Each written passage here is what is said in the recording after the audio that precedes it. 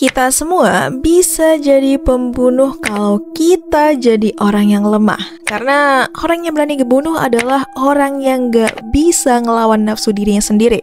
Di zaman sekarang, bunuh-bunuhan jadi kasus yang makin rame. Setan bisa-bisa malah minder sama kelakuan manusia. Karena meskipun kita lagi diem aja nih, gak ngejamin kita terhindar dari kasus pembunuhan. Terus salah siapa dong? Salah aku? Salah teman-temanku? Enggak ya, kita enggak lagi salah-salahan. Kita lagi mau ngomongin betapa dunia udah makin kacau aja. Nyawa orang udah kayak enggak ada harga dirinya. Lengah dikit, udah tinggal nama. Hai semuanya, selamat datang di channel Billion Project, tempat kita sharing informasi edukatif. Dengan aku Jihan, dan di video kali ini kita bakal bahas topik tentang fenomena pembunuhan.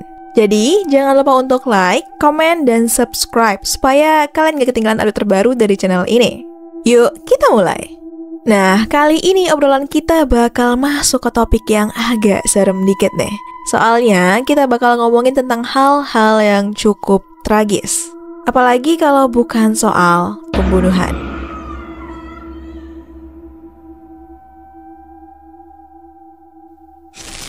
Udah pada notice gak sih? Belakangan ini, berita tentang pembunuhan itu makin banyak aja. Coba, udah denger berita apa aja bulan ini? Banyak ya.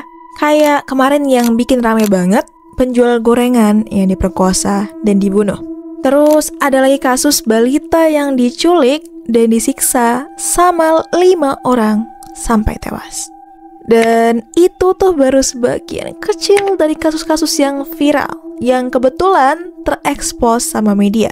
Soalnya, kebayangkan pasti masih banyak banget kejadian serem yang gak kita tahu karena gak semua kejadian itu masuk berita. Dan gak cuma yang viral, di luar sana pasti masih ada cerita yang bahkan mungkin lebih ngeri dan lebih jahat tapi gak pernah sampai ke telinga kita. Ini semua bikin kita mikir, kok bisa ya ada orang yang tega ngelakuin hal sejahat itu? Apa sih yang ada di pikiran mereka?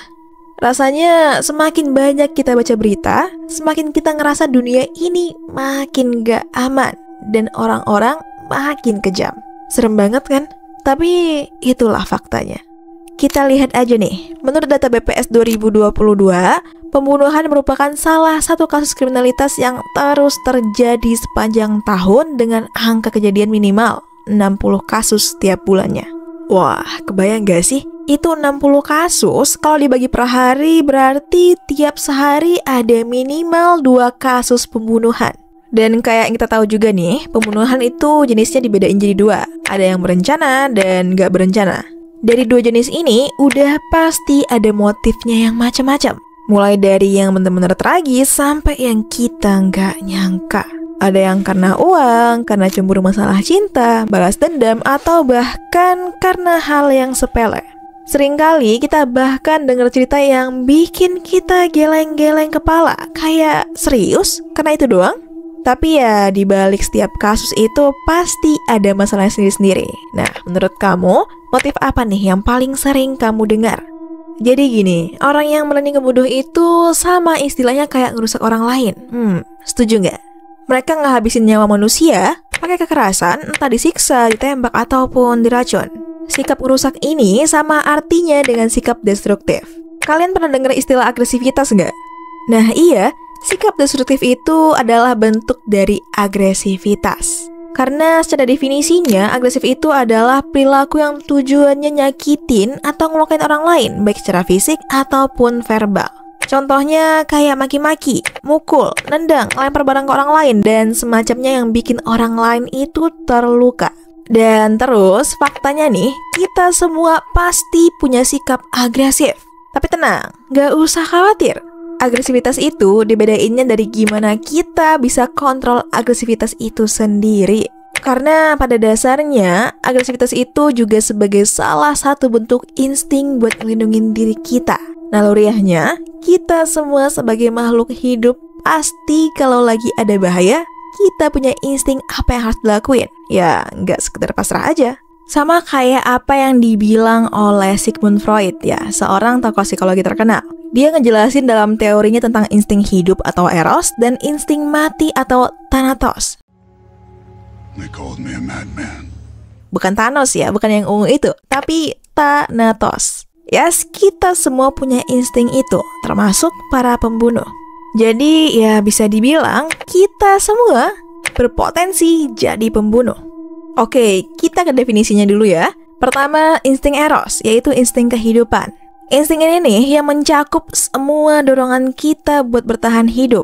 Mulai dari kebutuhan makan, hubungan seksual, dan perlindungan diri. Eros nih kaitannya sama cinta, kreativitas, dan keinginan buat nyatu sama orang lain. Intinya, insting ini ngedorong kita buat nyari semua yang bikin hidup kita lebih bahagia. Gak cuma sekedar survive, tapi juga pengen berkembang dan enjoy every moment. Terus, gimana dengan thanatos? Nah, insting ini tuh kaitannya sama dorongan kematian. Wah, kok serem sih ya? Tenang, gak apa-apa. Dia tuh nyangkut sama semua yang sifatnya destruktif atau ngerusak, agresi, dan keinginan buat kembali ke keadaan yang gak bernyawa atau keadaan saat kita belum lahir. Freud bilang kalau di dalam diri kita itu ada dorongan bawah sadar yang kadang bikin kita pengen hancurin diri sendiri atau ya balik ke situasi tenang sebelum kita lahir.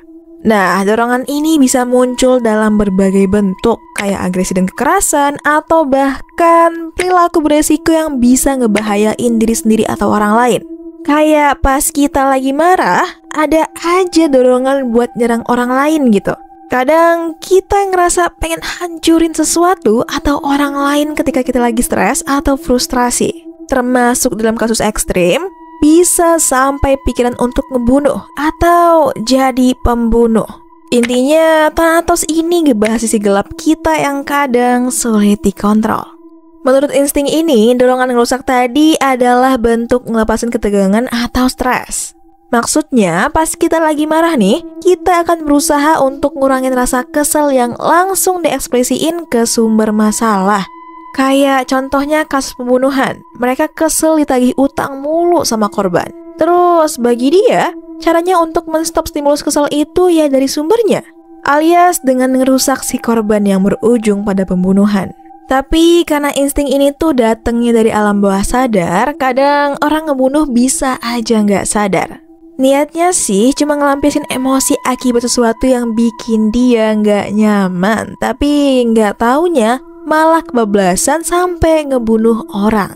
Makanya kadang ada orang yang bilang, tapi aku nggak sadar tiba-tiba ambil pisau, sadarnya pas korban udah nggak ada.